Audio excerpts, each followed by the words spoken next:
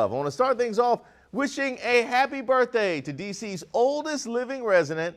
Tomorrow, Miss Willie Mae Avery in Ward 4 will celebrate her 107th birthday. Tomorrow, Miss Willie Mae turns 107 years old, making her the oldest resident in the District of Columbia.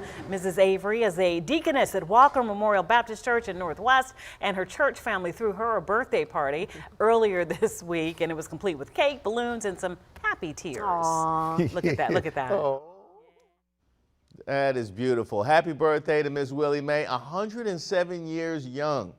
What a gift. I can't remember the last time I even counted to 107. I would get distracted.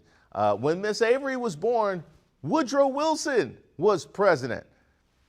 Picking poor movies for showing at the White House. World War I was ongoing. Babe Ruth hit his first career home run a few weeks prior to her birth, his first. We are blessed to be in a position to give this woman her flowers while she can still smell them. So I hope your day is a great one, Miss Willie Mae.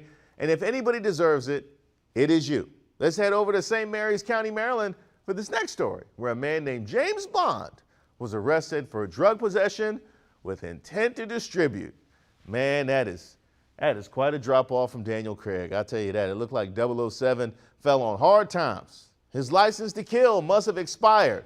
Out here slinging thunderballs. Man, this guy isn't ordering martinis in a tux at Casino Royale. He's showing up to MGM like Long Island iced tea, shaken, not stirred. Matter of fact, I'll take it in a can.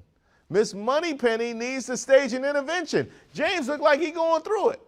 All jokes aside, this guy probably turned to crime because a lifetime of hearing James Bond jokes. The man has a neck tat and he can probably throw hands. So I'm gonna go ahead and stop making fun of him now because MI6 won't help me if this guy makes bail.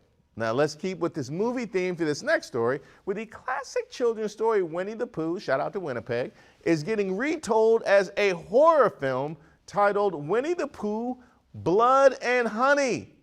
Come on, man. Really? Y'all really gonna mess up Winnie the Pooh for me? Is that really what you're doing? You know social media had jokes. Somebody asked why Winnie the Pooh looked like Fat Joe, which led the always funny Liz's locker room to post, "Yesterday's Pooh is not today's Pooh." By the way, that tweet deserves way more likes because it is hilarious. It turns out Winnie the Pooh entered the public domain in January 2022. That is the reason why Disney isn't suing the filmmakers into oblivion, because you know they want to. They made Piglet look like a warthog. Bruh, he out here looking like Bebop and Rocksteady. Those masks must have been where the entire budget to this film went, because this makes Sharknado look like Citizen Kane. I kind of have to watch it now because I'm invested in this digital train wreck. Also in the public domain, me. So go ahead and make whatever horrible horror movies about me you want. Finally, I chose this last story out of New York City because it looks like a glimpse into DC's future. Chaos ensued at a New York dog park when a huge rat saw a group of dogs and their owners having fun and decided he wanted to join them. They say it's spring, this feeling light as a feather. They say this thing, this magic we share. Oh, that poor rat. See, that rat used to get his exercise over at the Barracks Row Popeyes. They closed his gym down. Now where's he go work out? Between the dogs going into attack mode and the owners trying to stop him from coming home with rat cooties, this video was incredible. Twitter user Devolo posted this screenshot with the caption, "A Renaissance painting." Then a user named Azrael did them one better and put a painting filter on the screenshot. Now, I will say that is more post-impressionist than Renaissance, but you know, why split hairs? It's hilarious either way.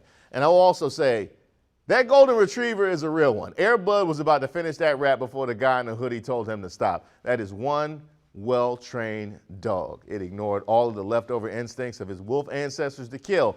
Now, by the way, DC, I hope you're paying attention.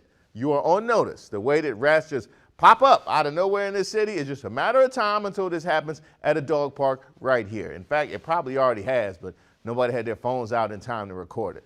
My favorite story is the dog park rat fiasco, but Murder Pooh is a very, very, very close second.